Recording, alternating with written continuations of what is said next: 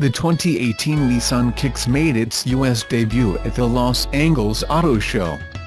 The new entry-level compact crossover serves as the Japanese automaker's replacement for the Juke SUV.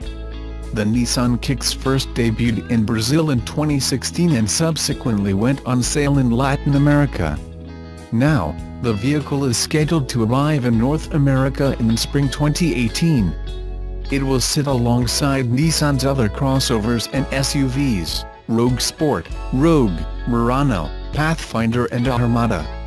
As the entry-level model, the 2018 Nissan Kicks has been designed to meet the needs of singles or young couples who live in cities.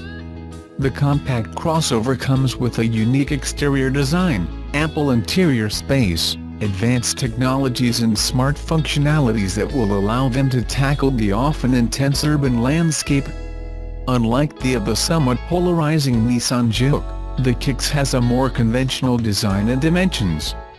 The latter is longer, taller and narrower than the former. However, the Kicks is still shorter and lower than its sibling, the Rogue Sport. Nevertheless, the Nissan Kicks still features distinctive and expressive aesthetics with styling cues inspired by the Kicks concept, introduced at the São Paulo International Motor Show in 2014. The 2018 Nissan Kicks showcases a modern interpretation of the automaker's current design language. Notable design elements included a bold V-motion grille, boomerang headlights and taillights, a wraparound windshield and a floating roof design. Inside, the Kicks features a futuristic, high-quality and spacious cabin. At the center of the gilded wing dashboard is a 7-inch infotainment system with Apple CarPlay and Android Auto compatibility. The interior may also come with a flat-bottom leather-wrapped steering wheel, adjustable front seats with heating function and automatic climate control. Standard security features, on the other hand, include automatic emergency braking and forward collision warning. Blind spot warning, rear cross traffic alert and intelligent around-view monitor are also available for consumers. Under the hood, the Nissan Kicks is powered by a 1.6-liter four-cylinder engine that delivers 125 horsepower and 115 pound-feet of torque. The powertrain is mated to a continuously variable transmission. It is also expected to achieve a fuel efficiency rating of 33 miles per gallon for combined driving. The 2018 Nissan Kicks will be available in 3 trims, S, SV and senior. Pricing and other technical specifications will be announced closer to the 2018 Nissan Kicks official launch in June 2018. Go big or go home appears to have been Subaru's motto for climbing back into the rough 3-row SUV competition with its new 2019 Ascent, introduced at an event ahead of the 2017 Los Angeles Auto Show. The new Ascent is the biggest vehicle Subaru has ever made, intended to fill a big hole in the Subaru lineup. The company says its famously loyal customers were leaving the brand in their child-raising years. Subaru had nothing in the showroom for families with needs that outgrew its smaller, 5-seat SUVs. Nothing since the departure of the Tribeca in 2014, and the smallish Tribeca hardly counted given its cramped, optional third row and limited cargo space if the third row is in use. As of next summer when it goes on sale, growing families now will have the option of staying in the Subaru family with the Ascent. It's aimed specifically at the US market, which Subaru says accounts for about 60% of its total sales. And the new SUV, which offers 7 or 8 seats and Subaru's standard all-wheel drive system, seems to check all the necessary boxes to bring in some new customers to the brand, as well. The first of those boxes is size. By design, the Ascent fits squarely in the heart of mid-size SUV territory at a couple inches longer than Honda's Pilot but a couple shorter than the also all-new Volkswagen Atlas, which was the top finisher in Cars.com's 2017 3-row SUV challenge. And it's about 7 inches longer than Subaru's current 5-seat Outback. Importantly, the third row has room to fit adults, with a seat cushion about a foot off the floor and adequate headroom. A 6-foot-tall adult can reach a compromise on legroom with an adult in the second row that leaves legroom for both. Access is very good, with wide opening doors, an easy sliding second row that kids can operate and a built-in step in the floor. And it's not the cheap seats back there. The top trim touring model displayed at the LA reveal gave the back row 6 cup holders, 4 USB charging outlets and 2 reading lights. Mid-size SUVs also are about family-friendly features for busy families who live on the go. The Ascent is loaded with features that rival the Pilot for being as close to a minivan as you can get without sliding doors. They include more cup and bottle holders and more total USB ports than any Subaru. There is Wi-Fi for up to 8 devices, up to an 8-inch touchscreen that still includes traditional knobs and storage, with a large console bin and clever trays built into the dashboard.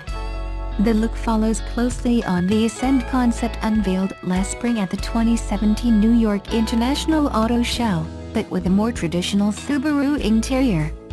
Materials and finish are good, and don't fall off in the second row, although there is plenty of hard plastic in row 3.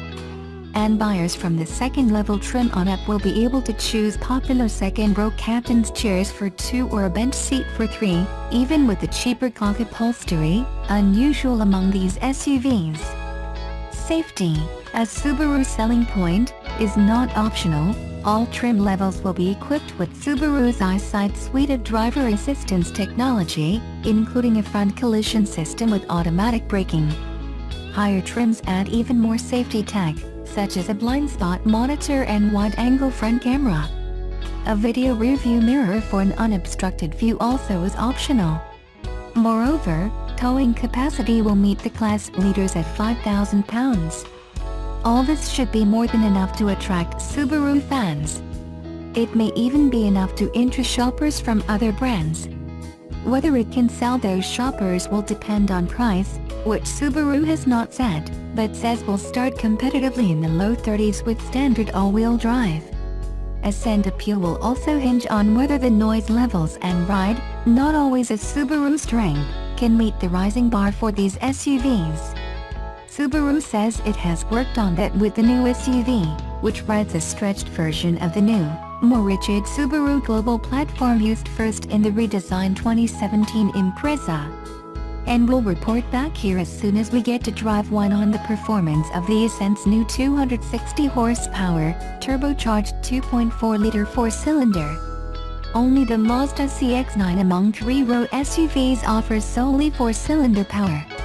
But on the basis of what we saw, it appears Subaru is in the 3-row SUV battle in a big way. Subaru executives don't like to say the T word. The 2006 B9 Tribeca was the first time a 3-row family vehicle wore the Pleiades badge, but it was too small and missed the mark. After 2 generations, the automaker quietly pulled the plug in 2014.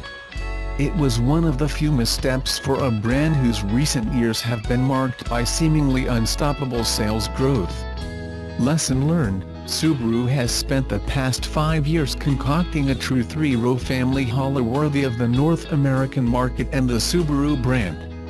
Getting this version right is key. Subaru owners love their cars, but when they need to trade in their Forester or Outback for a larger vehicle, they have had to leave the brand. Into the fray comes the all-new 2019 Subaru Ascent, the largest, heaviest, most expensive Subaru to date. This new flagship, available as a 7 or 8 passenger vehicle, makes its debut in the heart of the mid-size crossover segment, which includes the Toyota Highlander, Honda Pilot, Ford Explorer, Nissan Pathfinder, Mazda CX-9, the smaller GMC Acadia, and the new Volkswagen Atlas. Stiff competition, no doubt. If you thought the Ascent was going to repeat the era of being on the small side, think again. At 196.8 inches in length, it is bigger than the Highlander, Pilot, and Acadia and only a few inches shorter than the rest of the pack. Those dimensions are impressive given that the Ascent rides on the same new Subaru global platform that underpins the 2017 Impreza and Little Cross Strike wagon. SPG was made longer, wider, and stiffer to accommodate the Ascent size, mass, and towing capability, said Kazuhito Ozora, Subaru's Deputy General Manager of the Total Vehicle Performance Integration Department in Japan. Now you know why the Impreza and Crosstrek are so stiff. The Ascent needed a strong starting point and has been further bolstered from what was given to the smaller models. Subaru might be a latecomer to the segment, with the Ascent a name chosen from hundreds that fit the adventurous themes the brand promotes, but it did its homework, benchmarking the Pathfinder's size and seating, the CX-9's dynamics, the Highlander's packaging, and the Explorer's appeal. Codenamed Trail 8, the Ascent was developed in Japan but will be built at Subaru's plant in Lafayette, Indiana. 60,000 Albanian Lex annual units are for North America. The plant can build more if needed. It will be available in base, premium, limited, and touring trim levels. The pricing ladder will be announced closer to the on-sale date this spring, but we're told the Ascent will start just above $30,000. The goal was a properly sized, well-equipped, safe family vehicle that drives well. Easier said than done. To assess how close the team came to the mark, we got an exclusive first drive of a prototype and a chance to rummage through it. The Ascent is the first to get Subaru's new 2.4-liter direct-injection turbocharged flat-4 engine, which will show up in other future models. The horizontally opposed Subaru Boxer engine generates 260 horsepower and 277 pounds-ft of torque. Subaru's R&D test drivers recorded a 0–60 mph time of 7.3 seconds, beating their times for the CX-9 and the Explorer 4-cylinder turbos.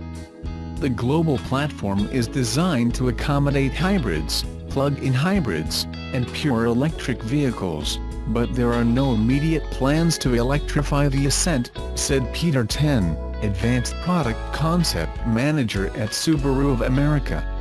While driving the camouflaged SUV, we noticed throttle response and acceleration were strong from a stop but wished for more power for passing at cruising speed with the pedal mashed to the floor.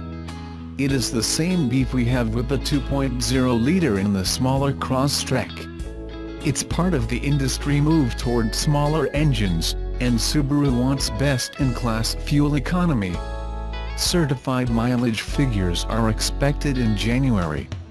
Much effort went into mitigating noise, vibration, and harshness as measured from each row. During our drive, road noise was minimal, and conversations were easily heard between the driver and those in the back. The efficacy of the damping system became evident on stretches of Michigan's notoriously poor roadways. The flat 4 is mounted low in the structure, giving the crossover a lower center of gravity. On our brief drive, the prototype felt planted and exhibited minimal body roll on roads that had a competitor wallowing. In terms of dynamics, the benchmark was the Mazda CX-9, and the Ascent compared favorably. Steering was responsive without needing a lot of input. The continuously variable transmission mimics gear shifts. Whether that is necessary remains debatable, but the shifting was well placed and pleasant. Standard paddle shifters allow for mimic downshifts to enable engine braking. The CVT also was upgraded so the bigger Ascent can tow 5,000 pounds. It has trailer stability assist to mitigate sway, but there is no trailer assist for backing up, a feature emerging on pickups and large SUVs. The Ascent has Subaru's symmetrical all-wheel drive system, hill descent control, auto hold for parking on a hill, and X mode to reduce wheel slip. A smart rear-view mirror gives you the option of a camera view if the vehicle is loaded to the gills. Despite its 8.7 inches of ground clearance, it is easy to get in and out. The interior is wide and spacious, and cargo room behind the third row beats much of the competition. A bench second row makes it an 8-passenger vehicle, or switch to captain's chairs at no charge. All seats recline, and everyone gets a sunshade, reading light, and ventilation in the ceiling. The moonroof extends over only the first 2 rows. The sliding mechanism of the second row seat is one of the smoothest and easiest we've tried, and it doesn't take a feat of strength to pull the seat back up after being folded flat. As you crawl to the third row, a second half step is required to reach the higher floor level. Adults will fit in the third row but with little room to spare. A nice touch, grab handles on top of the second row captain's chairs, similar to the ones on Japan's bullet trains, help access the third row. There are power outlets, Wi-Fi, and 8 USB ports in order to reduce the need for seat-mounted DVD screens. There are also 19 cup holders. Up front are ledges for phones, Starlink for connectivity, Apple CarPlay, Android Auto, and a Harman Kardon stereo. There is even a trip reset button, no scrolling through menus. The EyeSight dual camera system can bring the vehicle to an emergency stop from any speed and provides a long list of advanced safety and driver assistance features, including lane keep assist, which in the ascent gently pushes the vehicle back between lane markers and lets you drive longer than most after warning the driver to resume steering.